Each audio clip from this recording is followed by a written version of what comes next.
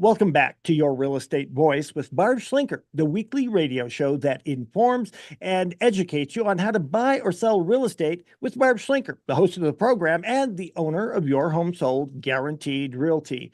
Now, Barb, many of our listeners know you and your team are the only people that I would ever recommend, and you've been here in the market selling homes for a long time. What are some of the home improvements that could hurt a home's appraisal and, more importantly, home value? Well, Richard, it's really interesting what some people think will enhance their home value. And, mostly buyers respond and react emotionally to the cosmetic stuff. So even though a homeowner might have put in some really substantial, high quality things kind of behind the walls, behind the scenes, they react to the cosmetics. Now, they can see it if it's a light cosmetic rehab, like what I call lipstick and rouge rehab. They can see it if it's not quality, but it's just, certain things just don't make the buyer spend more money on a house. So we're going to talk about that. An opinion, let's talk about what is an appraisal, what is an opinion of value. Those are really two different things. An appraisal is a formal written 40-page document of a licensed person's opinion of what that home is worth. There's a whole certification for appraisals out there. And they are licensed by the state, and they're held to a pretty high standard.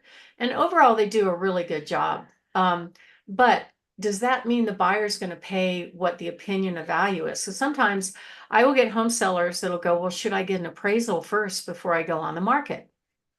My answer to that is no. I'm going to give them some really good empirical data so they can make a good decision on how to price their home to attract the right buyer. However, the appraisal, the purpose of the appraisal is merely to substantiate to the lender that the home is worth what the buyer agreed to pay and that it meets that type of loan guidelines. So, it could be that a buyer comes along and says, well, I'm getting a conventional loan, and maybe the seller went out and got a VA loan or vice versa. So it'd be a waste of money to get an appraisal. And it's just an opinion of value. And typically what happens if the buyer is getting a loan, their lender orders the appraisal, and they only work with those appraisers that they've ordered. So if you get an independent one, it's just information. It may not help you. So who else gives opinion of value? Most of all, it's the buyers. If the buyer's willing to make an offer on your home, on that price or even above that price, that is really the most important vote that you get, okay? You don't have to accept any offer, even a full price offer, you do not have to accept. It really depends on the home seller circumstance. What are their other options? Like, I talked to one seller recently where they have a buyer interested that has a house to sell. Well, that's a possibility. If you don't have any other options, it's okay to consider that. So it really matters on how many offers you have on the table, what those offers look like. And if you don't have any offers on the table, it's okay. You've caught a fish, you got a buyer that wants to play, work with them. And we have ways of working with them where we protect the home seller from losing another would-be buyer if they cannot get their home sold. And so many people think that an appraiser says, well, if it's worth X, that a buyer must be willing to pay that amount. But that's not really true. The buyers don't care. An appraisal for a buyer is just something they have to pay for and get through in order to get their loan.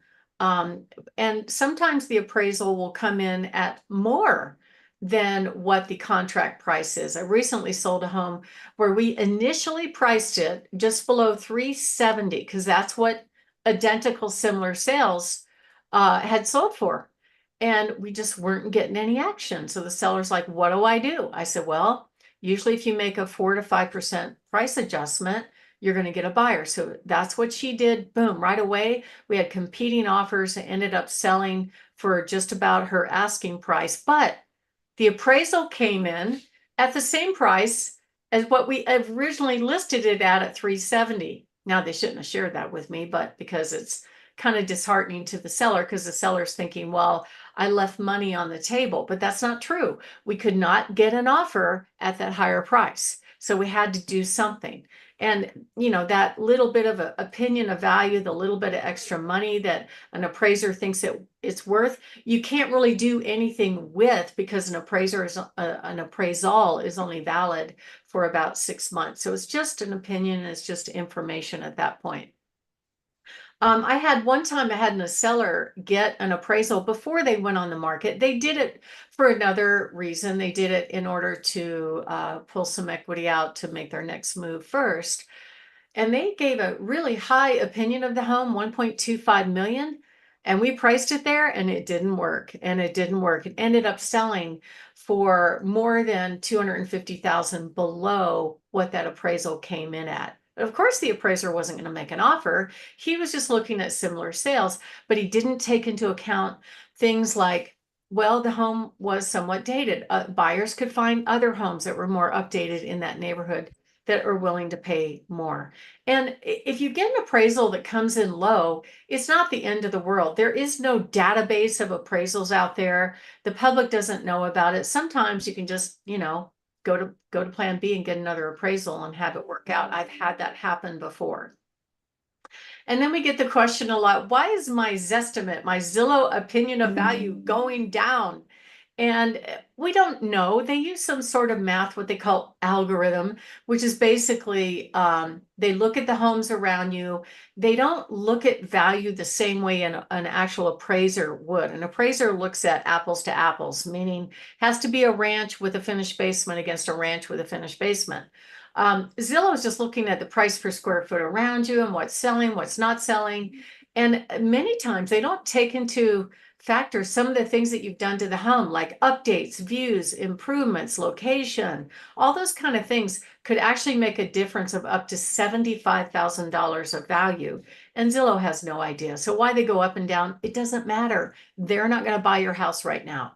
And really the ultimate buyer, the most valid vote on your home's value is the buyer that makes an offer, not the county tax assessment, and not the Zestimate for sure. So let's talk a little bit about what are things that might not help your home's value. A lot of people have a lot of assumptions about it. And just so you know, I went to appraiser school and passed, but to me, it was the most boring work. I couldn't stand it. It wasn't for me. I like sales. I like talking more than doing all the data crunching. But I do respect the profession. And now, because I went to that school, I know what they do. So they compare apples to apples. Okay. There is a probably 5% subjectiveness into the opinion of value. And sometimes they get it wrong. But in general, the things that improve value are updates, are views, are the condition. What is the condition of the counters, the quality? What about recent improvements? I have appraisers ask that all the time. Can you tell me what are the recent improvements of this home? Because I'm going to factor that in the value. Not so much on things like, the age of the furnace, the age of the roof, and the age of the water heater. That doesn't factor in so much. It's more about what similar sales are representing and what those homes look like.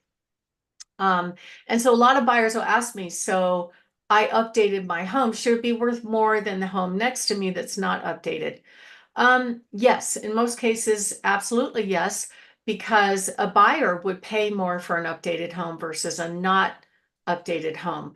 But at the end of the day, if the home is not updated, a lot of people think that, okay, if I go and I replace my old tired carpet or I replace my old appliances, that I'm going to tack on the dollar amount I spent on that improvement to the home's value.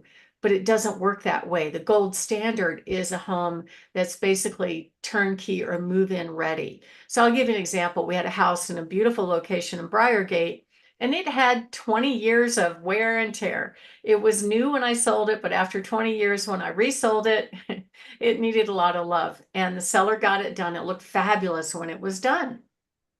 He had to recoat the hardwood floors because there was all these traffic areas on it, replace the carpet. And then finding things to improve homes really depend on what kind of value that you have around you. What are similar homes selling for? Like as an example, on a high-end custom home, yeah, you don't really want to see vinyl floorings as much as you would want to see the more hard surfaces like real tile or real hardwood, that kind of thing. Um, but removing the only tub in the house could be a negative for some buyers. Some people knock out walls to make improvements. There's all kinds of things that we see. And adding things may or may not add value. Let me give you a really good example. A swimming pool or a tub probably does not, a hot tub in particular, does not add value. That tends to be a ball and chain for buyers, because if they don't want it, they have to get rid of it. Or adding weird things in a room that are built in, like a real bulky desk that takes up space.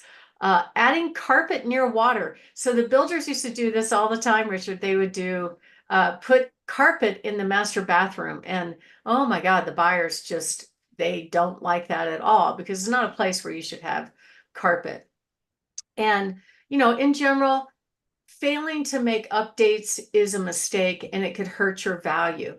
But this doesn't mean you have to have a full-on remodel. In general, make it neutral. Make sure the flooring is fresh. Price absolutely is a factor. Some people won't do any updates, and as long as they price it right and it's in good condition, it's gonna sell. And you want to make sure you hire somebody to do those improvements. Landscaping is absolutely critical. So my name is Barb Schlinker. I'm the broker owner of Your Home Sold Guaranteed Realty. Barb has the buyers, and the host of this show, Your Real Estate Voice. And we're talking about what are some of the things that a home seller should do or maybe not do to improve their value. And when we come back, we're going to talk about more of that. Richard? To find out more about how to hire the best team to find your next home, call Barb at 719-301-3900 or contact her at the website barbhasthebuyers.com. We're talking with Barb Schlinker about home improvements that could hurt a home's value. Some other things that home sellers need to know, Barb? Well, absolutely. Curb appeal in the backyard are critical items that buyers are looking at. They don't want a project. Most of them don't want a project. So make it as nice as you can, as best you can, especially in the summer. Hot tubs, it's a maybe. If you're going to include it, it may not increase the value. All season rooms, like if you have a enclosed patio, stick a heater in there. You might be able to count it in the square footage. That's a good idea. Other things that might be really, really that you should think about, and I get this question a lot, and usually people are disappointed if they've gone in and they put solar power in the home. The assumption is if I pay $35,000 for a solar system, which is probably a low number these days, that the buyer's going to pay $35,000 more. And I know this is controversial, but the answer is no. We cannot prove that a buyer will pay more money based on similar sales if they put solar in their house. The buyers like it because they don't have high electric bills, but are they going to pay for it? I don't think so. They also don't pay for tankless water heaters and some of the quote inclusions. They just don't necessarily pay a premium if you're going to include things like a refrigerator and all that. But this is part of what we do. We give an in-home free consultation and tips on what to do and what not to do to get your house ready for sale. Plus, we're going to show you the buyers in our database that would be a high match for your home. And we'll show up with multiple cash offers. So if you are thinking of making a move, give us a call at 719-301-3900 or go to barbhasthebuyers.com. Richard? Barb, you and your team are the only company I would recommend to people out there who are thinking of selling their homes and downsizing to a smaller home. How can they get more information? Well, you call 719-301-3900. You're listening to Your Real Estate Voice with Barb Schlinker of Your Home Sold Guaranteed Realty. She's the host of the program, and if you're thinking of making that big move, call Barb, 719-301-3900, or visit barbhasthebuyers.com. Short break. When we come back, we'll be talking about why most agents don't focus on marketing to sell homes, plus Barb's hot new listings. You want to hear that.